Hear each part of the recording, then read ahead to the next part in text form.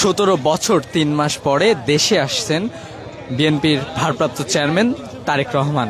এবং এই তারেক রহমান দেশে আসছে, এই দেশে আসে কেন্দ্র করেই কিন্তু সারা দেশের বিএনপি নেতাকর্মীরা আজকে ঢাকা শহরে উপস্থিত হয়েছে বিভিন্ন ভাবে। এবং আমরা এই মুহূর্তে সরাসরি যুক্ত করেছি বাংলা নিউজ 24-এর ফেসবুক সরাসরি সম্প্রচারে এবং অবস্থান করছি এভার কেয়ার হাসপাতালের সামনে। এবং এভার কেয়ার হাসপাতালের সামনেই কিন্তু বিএনপি যে নেতাকর্মীরা আছে তারা কিন্তু সূর্য উদয় হওয়ার আগে থেকেই তারা এই এভার কেয়ার সামনে অবস্থান নিয়েছে। এবং আমরা দেখতে পাচ্ছি যে তারা কিন্তু বহু ব্যানার নিয়ে তারেক রহমান আসছে সহ বিভিন্ন স্লোগান তারা দিচ্ছে, সেই দৃশ্যটি কিন্তু আমরা দেখতে পাচ্ছি। এবং আমরা যদি একটু দেখানোর চেষ্টা করি যে পুরোটা রাস্তা জুড়ে, অর্থাৎ এভার কেয়ারের সামনে যে সড়কটি আছে সেটি, সেই সড়কের সামনে কিন্তু তারা সারিবদ্ধভাবে অবস্থান নিয়েছে এবং বিভিন্নভাবে তারা স্লোগান দিচ্ছে, মা মাটি ডাকছে, তারেক রহমান আসছে সহ আমরা বিভিন্ন স্লোগান শুনতে পাচ্ছি। এবং তারা কিন্তু বিভিন্ন ওয়ার্ডের যে থানা ওয়ার্ডের যে ব্যানার সেটি নিয়ে কিন্তু তারা দাঁড়িয়েছে এবং তারা কিন্তু অনেক দূর পর্যন্ত একেবারে সারিবদ্ধভাবে দাঁড়িয়ে আছে এবং তারা যে স্লোগান সেটি কিন্তু দিচ্ছে, সেটি আমরা দেখতে পাচ্ছি। আমরা একটু কথা বলবো, আসলে একটু কথা বলি, একটু জানাবেন যে আসলে তারেক রহমান আজকে আসছে, এখনো তো আসেনি, আপনারা এখনই কেন এখানে ভিড় করছেন একটু বলুন। বিসমিল্লাহির রহমানির রহিম।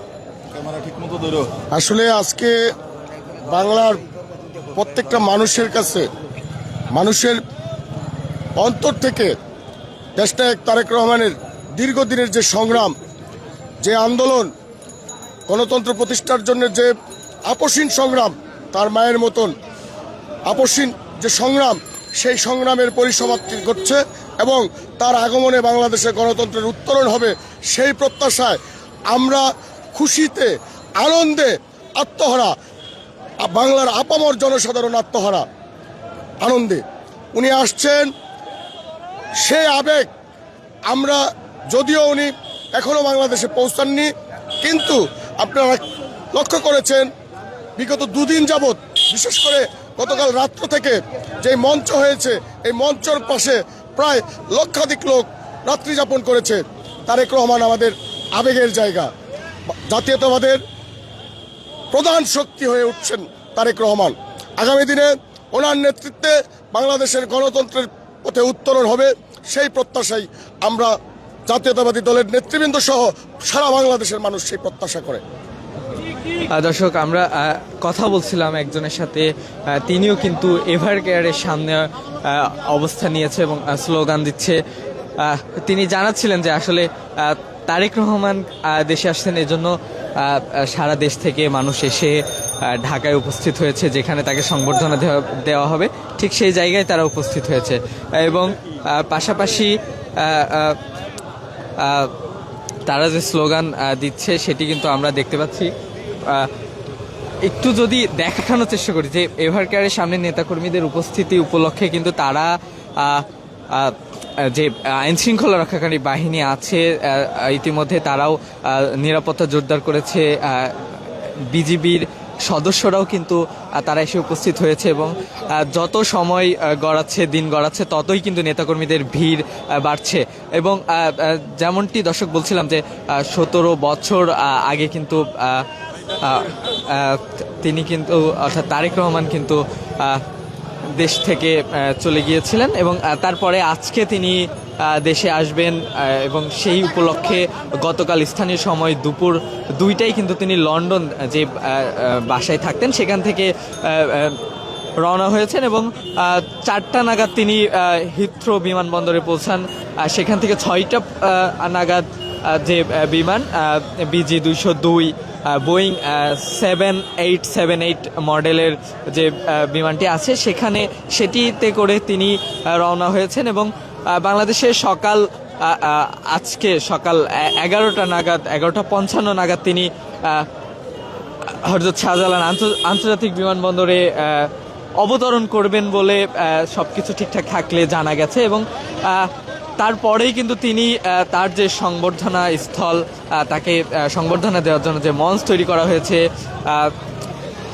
300 ফিট এলাকায়, সেখানে তিনি আসবেন এবং নেতাকর্মীদের উদ্দেশ্যে এবং দেশবাসীর উদ্দেশ্যে শুভেচ্ছা বার্তা দিবেন। সেখানে নেতাকর্মীরাও তাকে স্বাগত জানাবে এবং তারপরে সেখান থেকে এভার কেয়ার হাসপাতালে আসবেন, যেখানে কিন্তু দীর্ঘদিন ধরে 3 বারের আপসহীন সাবেক প্রধানমন্ত্রী খালেদা জিয়া অসুস্থ অবস্থায় চিকিৎসাধীন অবস্থায় আছেন।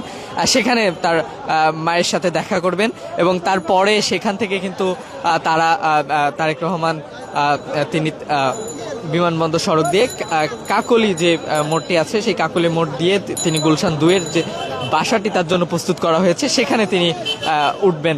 এবং তার পরের দিন অর্থাৎ আগামী শুক্রবারে তিনি কিন্তু প্রথমে শহীদ জিয়ার যে সমাধিস্থল, সেখানে তিনি কবর জিয়ারত করবেন। তারপরে স্মৃতিসৌধে তিনি